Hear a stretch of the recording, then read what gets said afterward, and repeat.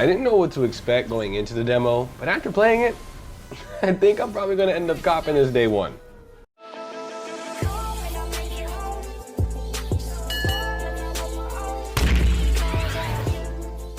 Yo, what's good? It's Mistora.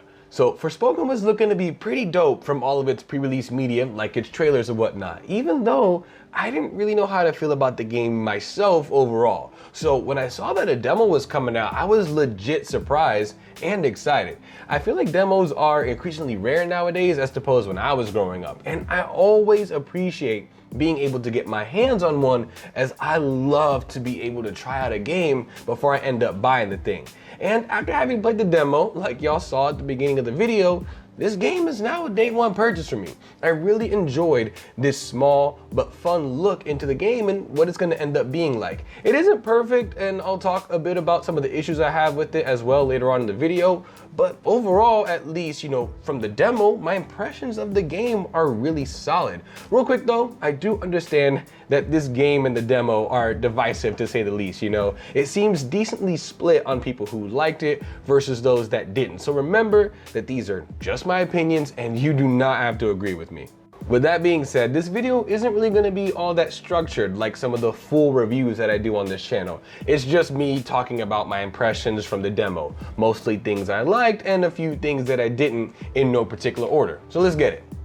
Combat is probably what people are most curious about, so let's go ahead and talk about that first, right? To me, it was definitely fluid and fun, albeit with an annoyance or two here and there.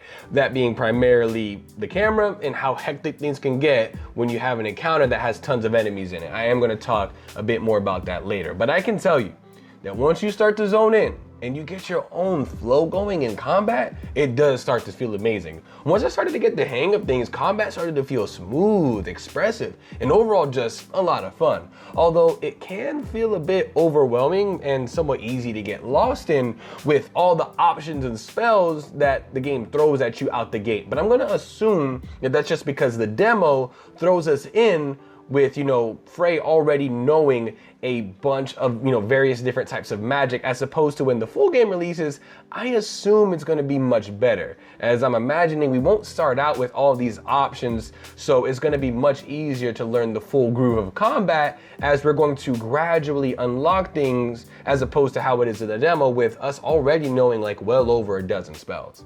Speaking of which, the various kinds of spells that you can learn are legitimately cool. There's spells here that summon, soldiers covered in fire to fight for you, to a flaming kick that sends an enemy flying back into their buddies with an explosion that'll hit all of them, to simple things like vines that come out of the ground and act like a turret and sling rocks at enemies for you.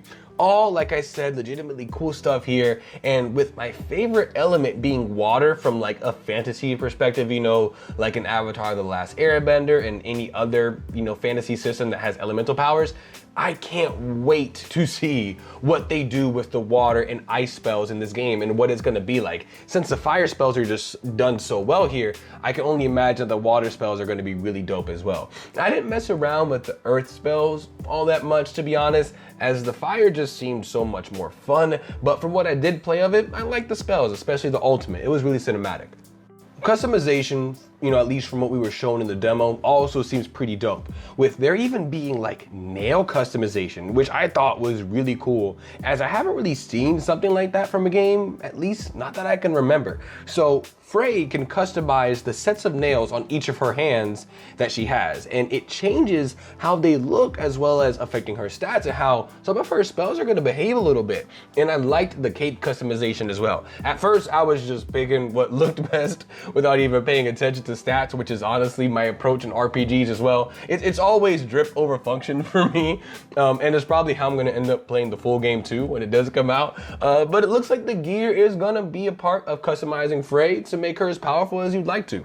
The open world is legitimately beautiful while, trekking through it, and it's graphically impressive, at least for me on PS5, playing at performance mode. It does run at a solid 60 FPS, at least from what I can tell, right?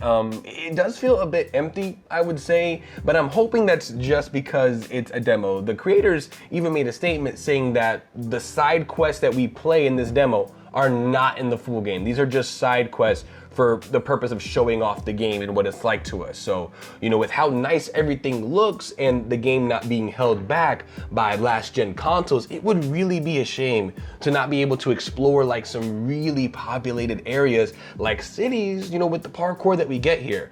And a little quick tidbit, the cuff, that little magical cuff buddy that you have wasn't really annoying at all from the get-go, as I put its chat frequency on low. I know that that was a complaint from some media that got to play the game a while back. So putting the chat frequency on low was a nice sweet spot, as it talked, but definitely not too often. And I actually want to get to know more about the cuff as a result. I'm sure some of the media that got to play the game early, the taste in their mouth is already soured and they don't want to know anything about the little cuff ally. But for me personally, I'm like, okay, I want to know more about this little buddy that adventures with you.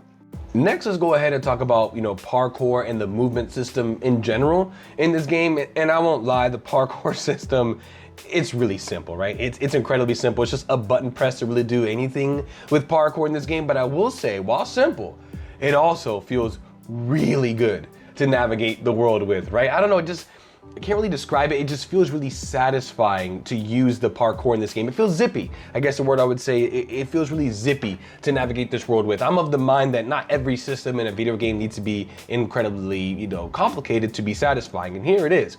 And I will also mention that, you know, Frey's overall movement style here is really dope as well. What I mean by that is how she has a parkour influence in everything she does. And it's really cool from the standpoint of someone like me who used to tumble and breakdance a lot. Even the details and little things, how she uses a flip kick to open chests and stuff. I find those little things really cool, in addition to details like how she scales buildings and mountains, as well as like dashing across the open world. I found all that really satisfying, and the development team absolutely did an amazing job with all this. Like I said, with regards to my previous experiences as someone who flipped and breakdanced a lot, you know, if I had the kind of powers that Frey does in this game, I feel like I would probably, you know, traverse the world in a similar way that she does. So now I'm gonna go ahead and talk about the major con or gripe I had with this game that I mentioned earlier, at least for the demo, and that's the camera. You know what I'm saying? The camera can be a bit wonky sometimes in intense combat situations. It can end up going all over the place when there's several different enemies in an encounter at once. Even, you know, when locking onto an enemy, some of them have high mobility. So regardless, the camera is still gonna zip around sometimes, whether you're locked onto someone or not. So in some encounters, I really did start to feel kind of lost as things progress and continue to go on with the combat. But what I did start to notice was at least that while I was playing, I started to understand that there were times where I needed to lock on and times where it was better to just go free view. The more I played this game, the more I started to develop a sense for that, those appropriate times to lock on and to not lock on, and it did help alleviate the camera issue, if just a bit, right? And the last thing I want to talk about from my impressions of the demo is the in-game codex. Real quick, I love codexes in games, right? These kind of journal-like things where you could pause the game and go, it has like a menu for you to go to where it's like journal or codex, and you can know more, learn more about the enemies and persons of interest and their in-world lore. I love when games have that. They get huge points from me for doing that. And there's one here in Forspoken, and it's overall really solid.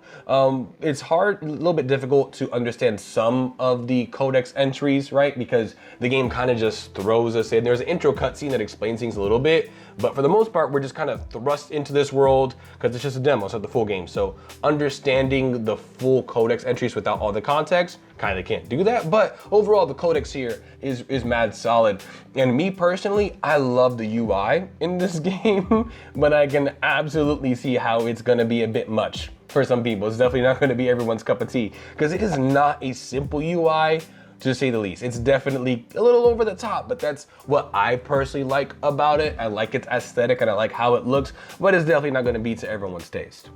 And that wraps up my impressions and how I'm feeling overall about the Forspoken demo. You know, overall, this game was really fun, and it did its job as a demo and got me more excited to play the full release. As it stands right now, I don't see Forspoken being anything like Game of the Year material for 2023. It ain't even here yet, but still, However, I did enjoy my time with it, and I would say it's pretty good. Who knows, maybe, you know, the full release will actually build on top of what's good in the demo and actually end up blowing me away once we're able to see all the pieces come together, like the story and having the full world open to us. What's most impressive about the demo is that it took me from being unsure about the game, you know, definitely interested, but ultimately unsure about how I felt about Forspoken, to legitimately thinking I'm gonna have a blast when the game fully comes out. And for that, I gotta give credit where it's due and say that I'm excited to get my hands on the full game and give it a complete review once I finish it. And that's gonna do it for this video. As y'all know, I'm MintStora. If y'all dug this video, feel free to leave a like, maybe even consider subscribing, and definitely comment down below and let me know what you guys all thought of Forspoken. Did you enjoy the demo? Did you not like it? Be sure to let me know, and I'm gonna catch y'all on the next video. Be easy. Peace.